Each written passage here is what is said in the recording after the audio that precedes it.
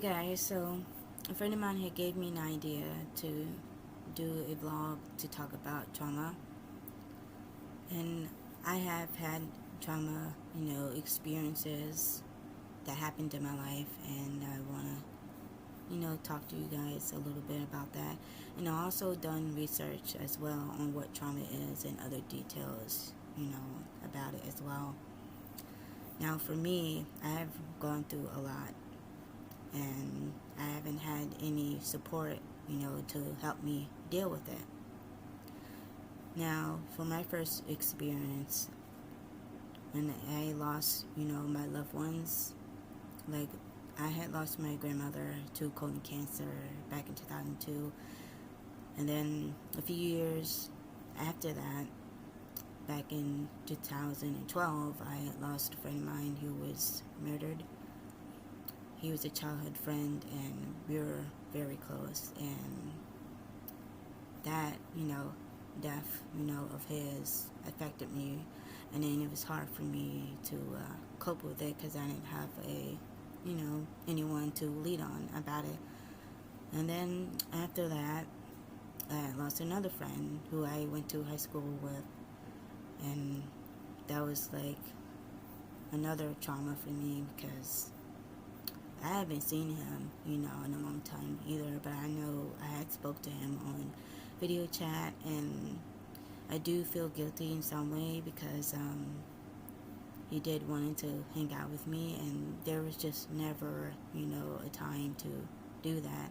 And unfortunately, he passed on. And then back in 2018, I lost my grandfather, and I felt guilty about that because losing him, he was a huge part of my family as well as my grandmother. They were like a glue, to everybody, and I wish that I had, spent more time with him. And also not having a father in my life. I always wondered who he was, and being raised by a single mother. My mom, she did the best that she could. And I'm grateful for all that she's done for me, especially when I got sick with ulcerative colitis disease back in 2010. She had took me to the hospital because I lost like a lot of weight, and I had to stay in the hospital for like a couple of months. But then afterwards, I recovered, and I'm on medication, and I'm taking stuff that'll help me get better. So, and also I have a good gastrologist, that was by my side to help me deal with all of that. So that was comforting to me. And there was also another experience that I dealt with where my grandmother's husband had touched me inappropriately, when I was younger. And I told my mom about it, and then she told my grandmother about what happened, and my grandmother didn't want to believe what she had heard and took her husband's side. That to me was not cool, because I always loved my grandmother, and for her to not do anything, and to even acknowledge of what happened to me, that to me is just sad, and heartbreaking. But it's just not good, of that time. And there's other stuff that happened to me as well. But everything that I've gone through in my life, I've always tried to lean on God because I know that He's always with me, to help me through it. And to also just stay in faith. I need to do that too, and always think positive and not allow any negativity to get in the way of that. But yeah, my life, in general hasn't been easy, and it's been very troubling, and I've had my struggles, emotionally. I suffer for mental health disability. I have anger issues, depression, anxiety, adjustment disorder, claustrophobia, and other stuff that have gone on that's wrong with me. And I unfortunately don't have the time or money to get professional help for that, so, but I think, guys, when you do deal with trauma, it is best to talk to someone that you trust, that will take the time to listen to you and understand what you're going through, and then they can give you advice on how to deal with it. And you can not only go to a therapist, but you can go to a friend, family member, or your significant other, whoever you're in a relationship with, or even pray to God about it, because you're never alone. Even if you feel that you are, you're not. So just do the best that you can and not allow trauma, to beat you down, or get the better of you, and always stay strong and just keep in faith. So that's my advice, that I can give you. And then techniques, what you can do with that when dealing with trauma. You can have some me time, do meditation, or do exercises like Pilates, yoga, kickboxing, lift weights, or take a walk, or even dance to music. Anything, that's uplifting and positive, that can unwind your mind and help you escape, from the negativity or the thoughts that you're having. Because, things will get better for you as long as you stay in faith and you believe and know that God is with you and He'll help you in any way that He can. All you have to do is ask Him and He'll be there. And also, with Jesus, He's always there for you as well. So always pray to Him about anything. He's there to listen. And so, I want to give you the definition of what trauma is and some of the symptoms of it as well. So you guys can let me know down in the comments if you have one of these. Just give me your thoughts overall of what your opinion is and what you experience when going through trauma and stuff like that. And if you need more advice or any techniques, I will reply back. So just let me know. Alright, so what's trauma? Trauma is the response to a deeply distressing or disturbing event that overwhelms an individual's ability to cope, causes feelings of helplessness, diminishes their sense of self, and their ability to feel a full range of emotions and experiences. Common responses and symptoms of trauma. Emotional signs include sadness, anger, denial, fear, and shame. Now, myself with emotional sign of trauma, I've always felt sadness, anger mostly, fear, and shame. Like I felt like I could have done better with any situation that I was in. And there was even the time of the shooting that happened a while back near my house, that deeply affected me, So, yeah, I can definitely relate to these signs for sure. Now, denial, on the other hand, I never been in denial about anything ever that I've gone through in my life. I always tried to express myself, and at least cope with it the best of my ability. That's why I write in my journals, so I can write down my thoughts and just express on how I'm feeling, which is good. I think you guys should do that too. If you have a journal or diary, feel free to write down your thoughts and express your emotions on how you're feeling. You will feel better, when you do that. So it's good to use.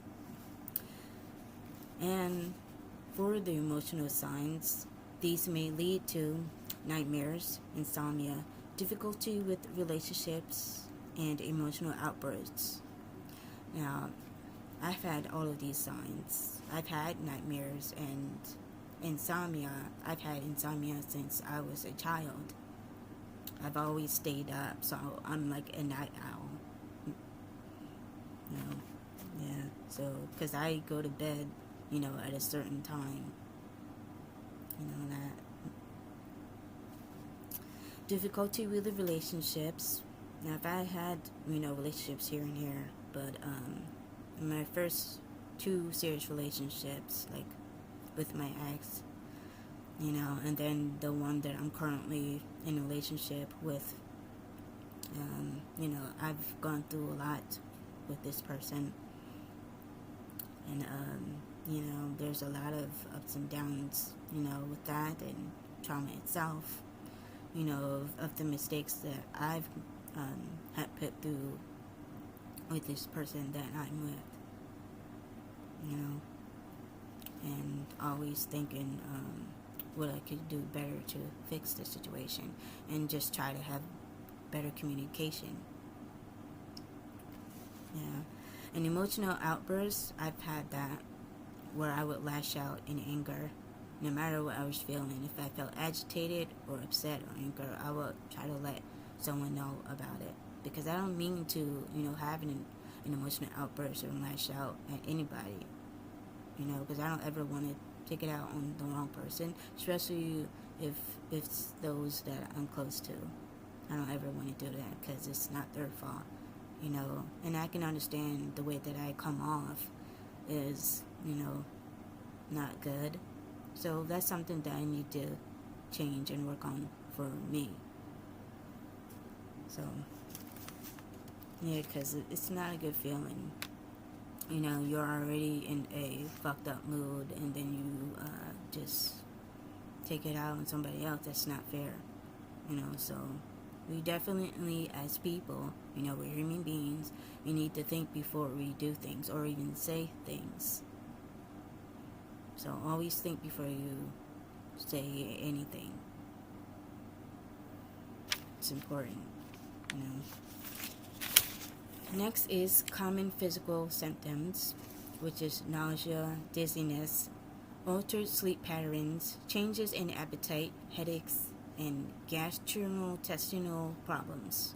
I've had nausea before, and dizziness, and also altered sleep patterns. Again, with insomnia, the altered sleep patterns definitely falls in that category for me. And then changes in appetite. Now with that, I'm always hungry, so I just, get up and eat. And then sometimes, if I don't feel hungry, even after I eat, after a certain amount of time, just wait till I'll get hungry again. So yeah, I can definitely relate to changes in appetite. With headaches, sometimes I would get that too. Like, I would get lightheaded.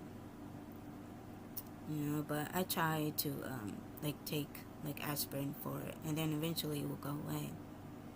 And then you have gastrointestinal problems. I have ulcerative colitis disease. So anything that's messing with me mental health-wise will definitely mess with me physically as well. Because that all blends in one, and that's not good, for my health. So I gotta, try to maintain control of my emotions the best way I can, so I won't get worse.